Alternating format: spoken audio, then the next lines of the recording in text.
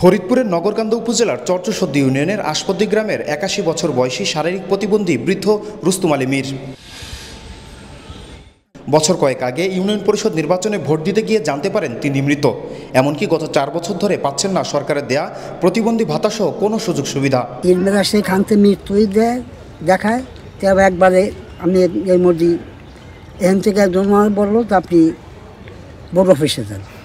আমার বোর্ড অফিসে সন্দেহ বসে গেলেন, বোর্ড অফিসে গেলে ফেরে ওখান থেকে আমার নাম্বার গোলায় ঢুকছে, কিন্তু এখানে আইসা তারা এইরকম অনেক কিছু করে উঠে শেষ পর্যন্ত এই পর্যন্ত আমারে তারা কোনো সিদ্ধান্ত দেয় নাই।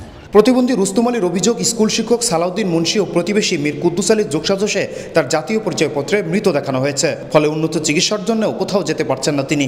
ভোট দিতে গেছে যে নির্বাচনের যে আপনার কাগজ, ওইখানে তার নাম নেই, সে মৃত, তার নামই নাই এবং আইডি কার্ড সেও জীবিত এবং তার আইডি কার্ডও আছে, সবই আছে, কিন্তু তার মৃত দেখাইছে। পরবর্তীতে সে কোনো ভাতাও পায়নি। জীবিত ব্যক্তিকে মৃত বানানে অভিযুক্ত স্কুল শিক্ষক সালাউদ্দিন মুন্সির কাছে গেলে তিনি ক্যামেরার সামনে কথা বলতে রাজি হননি। দায় চাপিয়েছেন প্রতিবেশী মীর কুদ্দুস আলীর উপর। অপরদিকে বিষয়টি কিছুই জানেন না অভিযুক্ত মীর কুদ্দুস আলী। এই সরকারের কাছে সাবমিট করলেন মৃত, এই লোকটা তো মারা যায় নাই।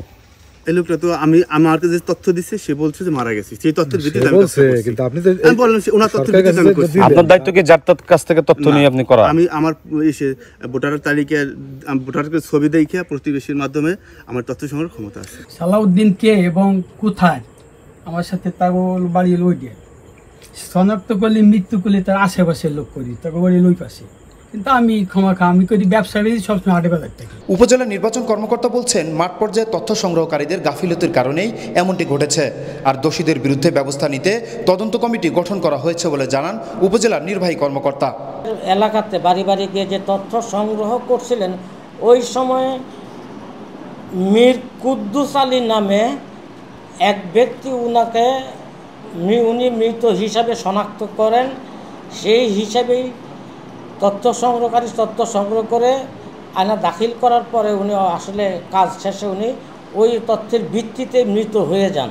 তদন্তকালে যে বা যিনি দোষী সাব্যস্ত হন না কেন বা প্রমাণিত হন না কেন, তার বিরুদ্ধে আমরা লিখিত ব্যবস্থা নেব এবং আইনানুগ ব্যবস্থা যেভাবে নেওয়া যায় আমরা সেভাবে নেব। একজন বৃদ্ধ প্রতিবন্ধীর সাথে ঘটে যায় এমন ঘটনায় সমালোচনার ঝড় বইছে পুরো উপজেলা জুড়ে। শফিকুল ইসলাম জনি, মাই টিভি, ফরিদপুর।